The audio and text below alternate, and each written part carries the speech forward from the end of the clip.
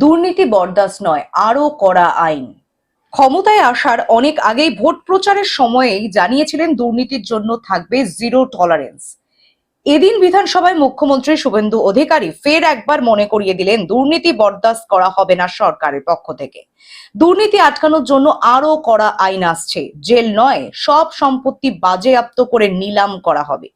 দুর্নীতি প্রসঙ্গে বলতে গিয়ে শুভেন্দু অধিকারী বলেন, অনেকেই ভাবছেন 2 মাস জেল খাটবেন, তারপর আইনি লড়াই করে জেল থেকে বেরিয়ে আসবেন। তাদের মনে রাখতে হবে, এবার সম্পত্তি বাজেয়াপ্ত করবে এবং নিলামও হবে।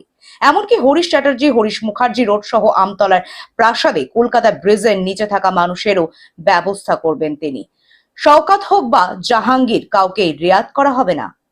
Bureau report, globe news. এখন থেকে গ্লোব টিভি দেখুন আপনার স্মার্টফোনে।